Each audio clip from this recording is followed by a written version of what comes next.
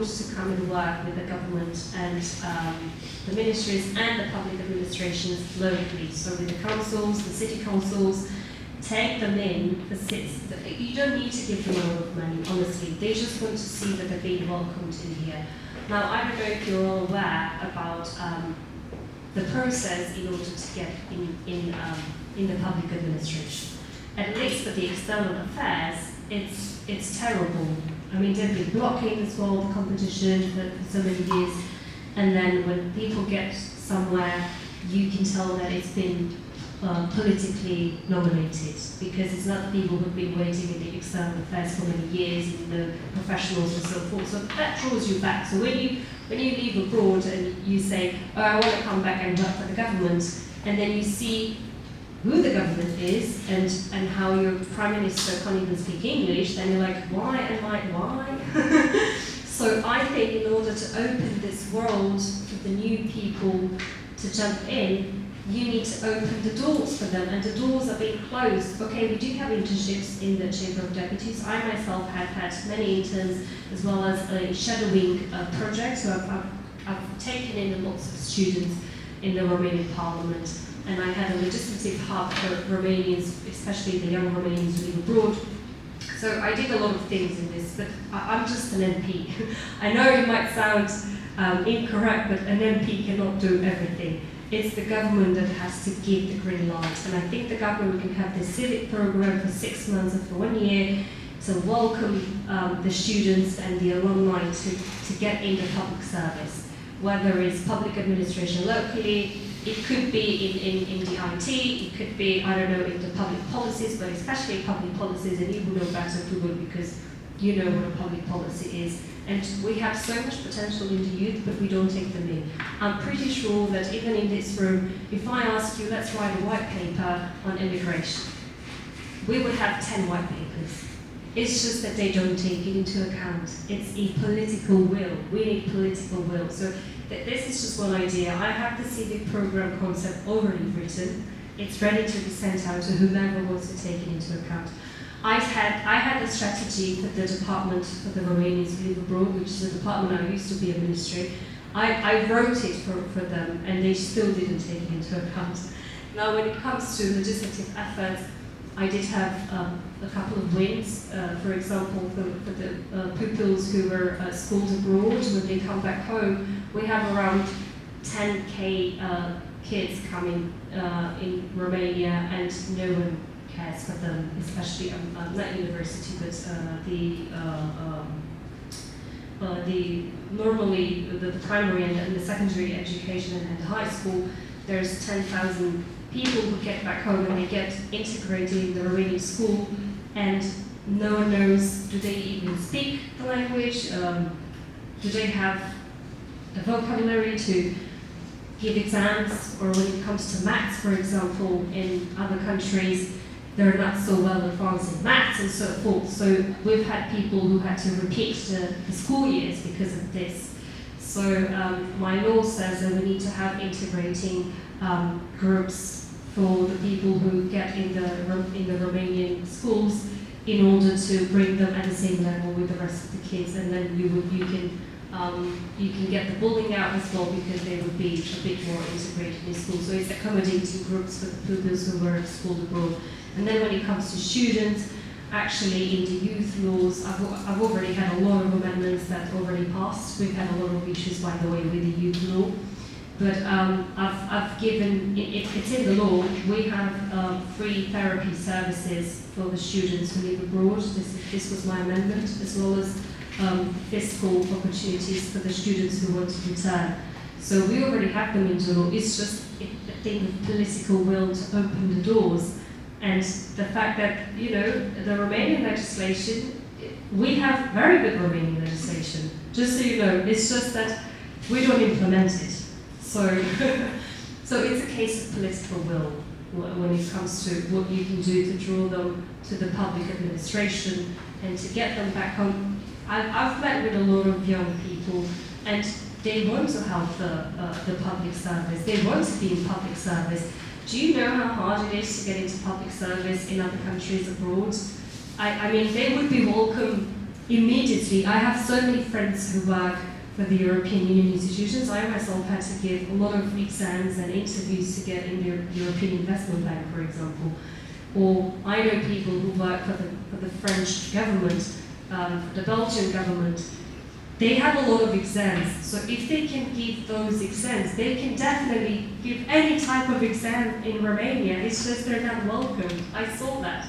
And then when they come in, as I mentioned earlier, they treat you with arrogance, and so, there's this mentality that, oh, you want to teach us from abroad, but actually no, we want to help you.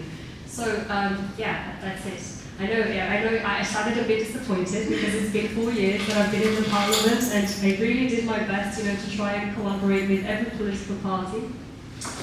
But I think if someone can change something, it will be the youth, because they have a different mentality. I see them more open to collaborate with other people. So this openness comes without being frustrated. And if there's something I've seen in the public administration, in the Romanian parliament, in government, is that people are really frustrated and they don't feel appreciated enough by their superiors. So this is something hopefully that the youth will not have, so that we can happily collaborate with whomever has to be in at the decision table. I think also that from the point of the university should be, more attractive for the graduates in order for them to come home. And in that sense, it is important that the Romanian universities now are taking advantage of a lot of opportunities given by the European Commission, and I'm talking of the European University Initiative. Our university was, there were 3 universities in Romania who are part of these European alliances. And when you are in a European alliance, as I said during the break, if you are a part of the train and the train is moving, you are moving whether you like it or not. So it's a good thing that they are forcing us to improve our programs. So if you say that you are you are the European University of Social Sciences, so you are part of a big alliance leading by the Sciences Po in Paris. So, in a way, you differentiate yourself on the market, and the high school pupils come to your university and select your university, and the alumni can be more involved in your programs. Now the focus is on micro-credential programs, so if the university develop their curricula in that sense and offer short-term postgraduate programs for these alumni in order to help them to be part of the public administration, in a way it would be, a good point. Can I just say, because now we have Chidashika here, and my team, prepared some stats from Eurostat, and I think it's very important to mention them. So Romanians make up the largest group, 27% of intra-EU migrants. I don't know if this is true or not, this is the stat they gave me. The movement of high-skilled worker has notably increased in Europe, and in 2021, 32% of EU movers possessed high level of education compared to 28% in 2016. And then from the European Commission, we have the factors that contribute to the brain drain. It's political instability, of course, that one we mentioned. And then Romania registers the highest level of social and material deprivation among young people in EU. That's from 2022. So 23% of the young people are affected in Romania. And the structural inequalities are the biggest contributors to brain drain phenomena. So maybe, I don't know if she might have more stats, but I find it really sad. So 1 in 4 young people live in deprived areas in Romania. I don't have statistics at hand now, but I can say that in Romania this issue of inclusiveness, a vulnerable category, is a big issue. We have a big percentage of Roma community. We have children coming with a vulnerable socioeconomic background. We have now a lot of migrant children, students, including unaccompanied migrants. And this is really a problem. That's why I'm saying that the education system has to reach out to them and to somehow make efforts for them not to drop out school, because this cuts their chances to have any type of future in a professional life. So as far as I'm concerned, coming back to your question, I remember, now I'm talking purely in my personal capacity of, I used to be a civil servant in Romania before I left for Belgium. I left for Belgium to work for the EU institutions for pure, the socio-economic considerations were part of the game, but this was not the most striking reason. For me, the reason was really thinking and believing in what the EU brings for the whole of Europe and what the EU represents, the values which stand behind. So for me, this part of fairness, transparency, rule of law, so all these elements were very important, and I didn't necessarily feel them where I was. So at the time when I was a civil servant in Romania, and this may be a good hint for you in your initiative, there was a program called Young Professional Schemes. I don't know if you know it, YPS, where the deal was exactly that you were, the government was supporting with EU funds, UNDP funds at that time, was supporting a share of the youngsters, merit-based, so the selection has to be merit-based, right? Otherwise it is not working. Go and study abroad at prestigious universities and come back in the country with a written commitment agreement that they would work for the public administration for a period of 5 years. So with a specific encadrement, so a specific category of, they were not treated as a regular civil servant. This was public managers. So this was a scheme which, okay, as far as I know, I don't have very strong evidence, but I have a lot of peers and friends who did it, and I have seen that actually these people got to very high ranks in the administration, and then they stayed in the administration. So even after this period of 5 years was over, they managed to have a good career in the administration, and now they are really on positions of public managers. I mean, I'm not talking about politically appointed. I'm talking about professional civil servants. The category that in France is haute fonctionnaire. Here we have also high civil servants. So this category is very important because they are in a way the locomotive of the public administration. So I believe that an initiative like that would be actually would be very useful for the country. I'm also thinking how the system is organized in the Commission. So in the Commission, we have this possibility of traineeships, very strongly embedded in the institutional culture. So there is this, what we call blue book trainees. I was a Schulman trainee. Me too, I was a blue book trainee, which made me convinced that I want to work for the EU institutions. And so I tried this experience, and after Romania joined EU, then I came back, I passed the competition and so on.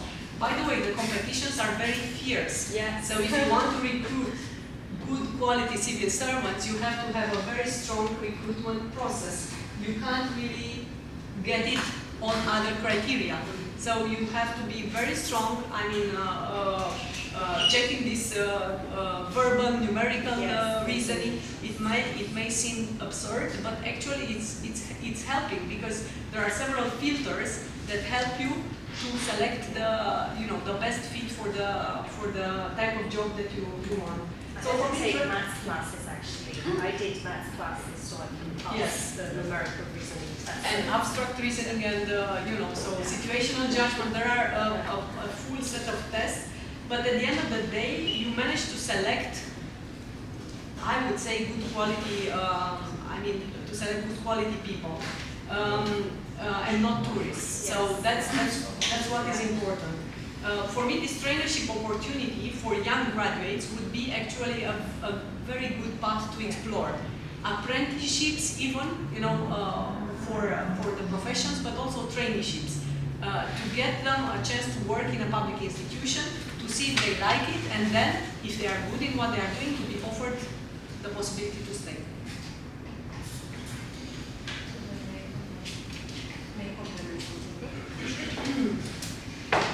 Because you mentioned education, I'm a colleague with Cileșic. I'm the country coordinator for Romania for the technical support instrument, and I just want to mention something related to education and how the returning Romanians or the children of migrants could be integrated into the education system.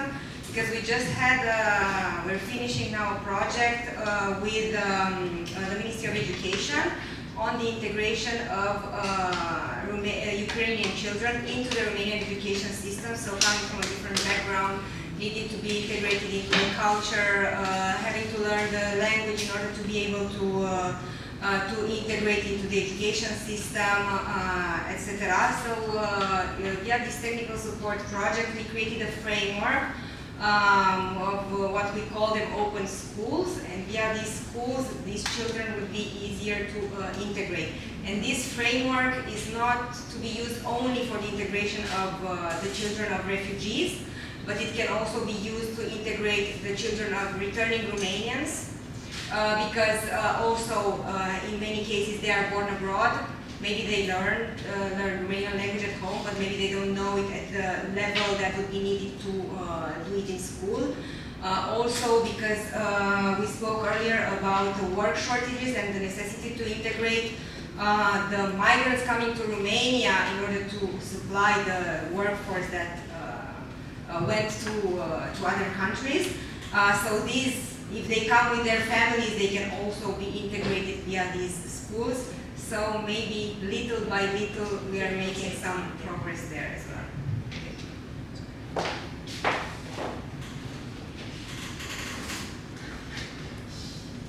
Okay, I'm on the other side. But Again, excellent. I mean, that's what the panel's for. yeah. When it comes to public administration, first it's a larger discussion because yes, we need younger, smarter, better educated civil servants or public managers. But we can't add on the top of what we have. I mean, there is, in order to reach, the Gauss curve, we need to refresh. I mean, if 10% would refresh every year, I don't know, we set 10% and we heard 10%, and we would reach, a better core of public administration. But we can't do this, yeah? So, correct me if I'm wrong, but I know that public servants are, there to stay. They're like inamovible, I don't know how to say it. Yes, Like, you can't throw them. you can, yeah, Yeah, you can't fire. like the judges. So that's a difficult story because our administration is large enough already, okay? And the public spending is huge on this. So we, from the private sector, we need to support by taxes and everything else this public administration apparatus. So if we find it's very important to find a way to refresh all the time. That's because if it's a system which is based on merit, this is what should happen, but we don't have this, okay?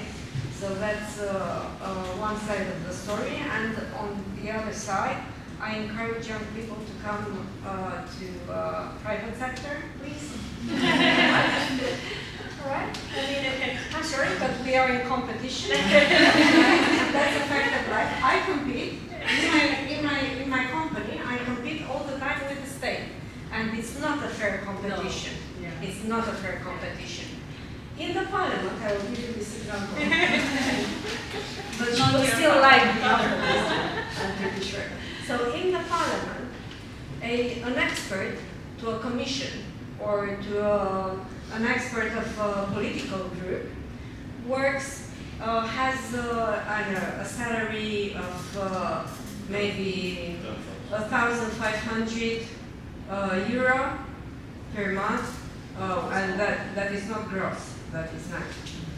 All right, and they come to work for 2 or 3 days per week, and then they go home, and they have 3 months of holiday per year. How on earth can I compete with that? Travel vouchers, And everything. all the benefits in the world. Yeah. So this is not a fair competition, and it's important to be said. I mean, all these perks. It's not something that helps the private sector, right? So in conclusion, first of all, we need to see how we can. I'm told for this thing, anyways. Maybe after my time, how we can think of a public system where merit is the key word. That's one. And second, how we'll come to that position where we have a more, thin administration apparatus and not such an unfair competition between private and public sector. Very good. Well, thank you so much, all of you. That's an excellent aspiration to end on, both in the filming and the contribution that you've within those sectors. Brilliant. Thank you so much to everyone on the panel. I think, let's have a round of applause.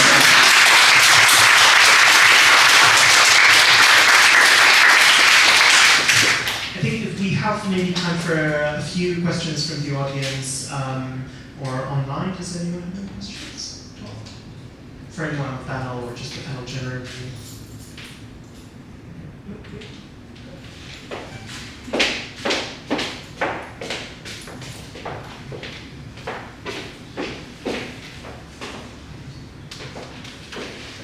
Good afternoon, everyone. My name is Alina Preda and I represent the public administration, the Ministry of Labor. It's not really a question here, it's just all my congrats for today. I'm really happy that I'm here and I could be here for a whole day. And let me see, Mrs. Flora just said that we have 3 months of holidays and whatever. No, You're not in the parliament. Well, within my small compartment, things don't happen like that at all. We work a lot. And what do I take home with me and in my ministry is that yes, a lot of efforts, of course, are still to be made, and the internal collaboration between the Ministry of Education and Ministry of Labor, it's there on the spot as a hot spot. We want that, and my colleagues from the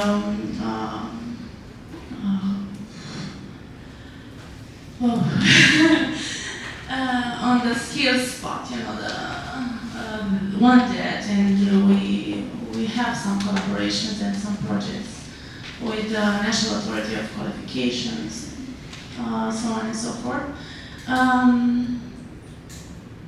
Regarding the theme of today, the brain drain, it's there on the agenda for a long time now, and we are very interested on what the EU has to offer on that. And I'm very happy to meet Chirashika today and meet her in person, because until today we only seen online. And and we are very interested in the technical support instruments. And we envisage quite new domain, social economy domain, which targets vulnerable people and vulnerable youth as well. And we are really happy that we envisage a nice collaboration and maybe a multi-controller project within this TSI instrument. So thank you once more. And all the conclusions here will be sent to my ministry, and thank you all.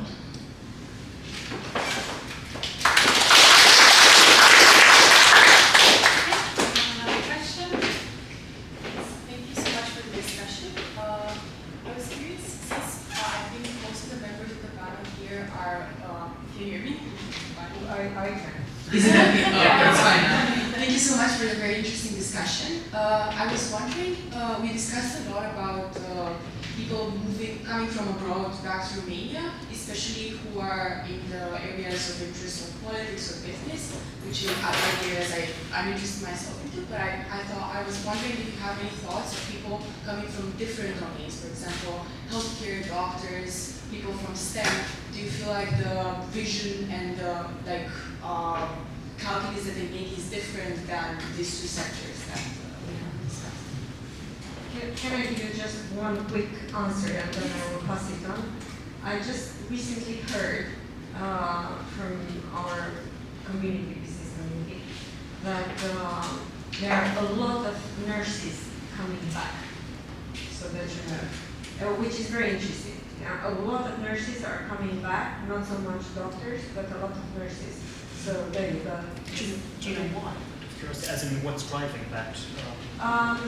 Because salaries went up, because they didn't move with all their family. They went there to earn better, but they still have family here.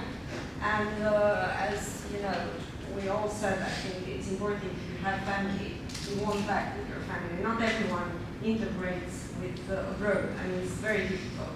I have a very good friend who works in San Francisco in the States for 2 years in a large corporation in a high position, and he can't stand it anymore. But you know, I mean, you know, it's not for everybody. Yes, I don't have data on that, so I can talk from anecdotal evidence. What I can say is that salaries play definitely a big role in that. I mean, we know that I think the main reason for this mass migration of doctors, nurses, and so on was first and foremost related to the working conditions, salaries, shifts, night shifts, maybe lack of recognition of the profession or insufficient recognition. So all these elements were contributing to that. Now, if we manage to reverse the trend and address some of those issues, I don't see why people wouldn't come back. Honestly, I don't see that. But we need to look at this as you remember what we were saying, that we have to look holistically of this process of return, you know. So addressing salaries is part of the problem, but everything else has to come with it. You know, housing, for example. Housing is a big issue. We haven't touched upon it so much, but actually, if you don't have a decent pool of housing where to come back or where to settle when you come back, it's very unlikely that people will come back. Yes, here I would say this sector is in growth, in development. You have still access to some houses outside the big cities, maybe, which could be interesting. But this is one area that has to be addressed, and all the rest follow. You know, the access to the kindergarten and creches for the children. You know, it may seem superficial, but it's actually a big issue for young families. The same for schools, access to good schools. So all these elements, if they are not treated holistically, we will not be able to create the conditions for return. I don't have information about other universities, other technical university or the medical ones. But for sure, I have some medical friends that went abroad to practice and came back, all of them. Not just because of the increasing in the salaries now in Romania, but because they couldn't adjust to the medical system there. Because the system is really, you know, they have procedures, vigorous procedures, so you can do that and that and that and that's it. So maybe, yeah. If I can add one thing on that, talking about doctors and the medical profession, the infrastructure is very important. The infrastructure that you have in the hospitals in Belgium, for example, it's incomparable with what we have here. You may remember the case with the collective and so on. So there are all these people who have suffered the burns were transported in a hospital in Belgium. Because there you have a decent infrastructure, you have a hospital for this. If you don't have infrastructure, if you don't have laboratories, technology for these people, they can't work in all the conditions which are provided. So Yes. Maybe I should add that this information is from private sector. Okay, which matches the system, the system. The private hospitals. It's not, it's private hospitals. Yes. Yeah. Yeah. So I just wanted to add that. So that's a very good question because I love the idea of women in STEM. I've been studying it as well at the University of Essex where I studied. We were struggling, I was a student ambassador and I worked for 2 years for the university, and we've had many issues in bringing girls to study at the university, biomedical sciences for example. So I would go into local schools in Colchester, Norwich, Ipswich, so the surrounding area, and I was trying to convince the girls to come and sign up at the University of Essex. It was very hard. Now I know in Romania, women in STEM, let's say that they're at a higher level from other European Union countries, specifically women in tech. I've heard we have a very good statistics in comparison with the other EU countries. So women are in technology here, they work in IT, and women in STEM in general, let's just say in Romania, it might be better from other countries, but still, we don't see them enough. So if I were to do something, I would, so for example, we invited women in tech, we invited them in the parliament to meet them, because we need role models in society. So women in STEM is the same with women in politics. We're only 17% women in the parliament. I'm one of the few. I'm a rare person in the parliament because there's only 17, and I think at the moment we're actually 15 because some women left. So it's the same like this. We need role models in society. So you need a female doctor to be on TV, for example, or to be properly put, like promoting her by influencers in society to see that a woman can do this because she can. And we don't have that enough. So, I mean, have you seen women in politics or women in STEM somewhere? No, we see the scandals in TV. We see Joshua, and honestly, that's not a role model. So I just wanted to add, from my colleagues here in the panel already added enough info, but what I mean is that we don't have role models in society when it comes to women's rights and women's representation. And the fact that we haven't worked enough on several subjects, including this one, so when it comes to hospitals, and this is a women's issue considered in the Romanian Parliament. So the women will come and talk about abortion and sexual education, for example. We don't even have sexual education. I was offended so many times by men in the Romanian Parliament. They offended me in front of everyone live, and no one cared because I talked about sexual education. So we need more women in politics because they are the ones who talk about education and health and well-being and children and so forth. And if you see the stats made by Genitophilia, they have a big survey on this, women's interests are totally different than men's interests. So if men, they want to talk about the defense or the external affairs, or I don't know, construction, or you know, when you ask the women, what's the most important bit in society for you? She will say, my family, she will say, my kids, education, the healthcare system, how can I give my kids the opportunity to grow, and so forth. And since we're only 17% in the Romanian parliament, you will not see these subjects go through in the parliament ever. I can tell you for sure because I'm there. And so when I talk about sexual education, they throw words at me, really bad words, and I have to take it all in. I was harassed my 4 years in the parliament just for this. And when I talked about human trafficking, for example, because I'm working on combating human trafficking, I have my male colleagues come in and say, oh, but is human trafficking still a thing? Is that, yeah, they have no idea. They have no idea. So, because the women are not that. So I think when it comes to the healthcare system, the education, and you know everything that the women are more interested in, as long as we don't have the women in politics, we'll never have this subject as a priority. That's my personal view. Just a quick comment, Sakai is a good example in that sense. Almost 90% of the management positions are held by women here. Yeah. So,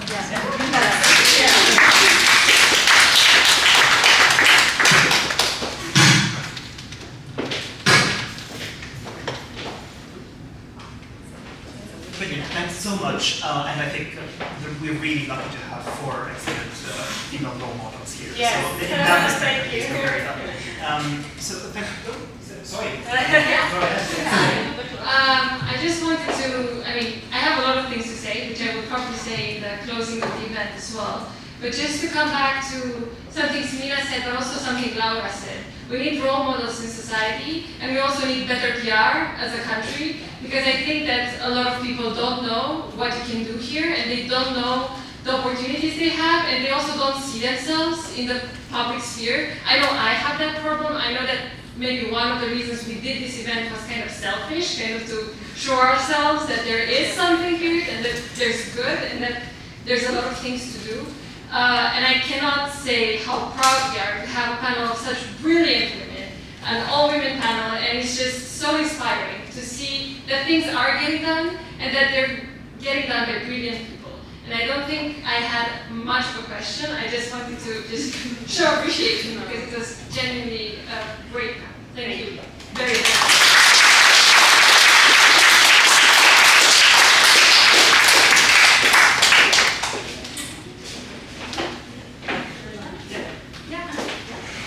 I think that concludes the event. Thank you very, very much to all of the panelists. Thank you, Tudor, for moderating the discussion. Thank you, everyone who asked questions and was here and was interested.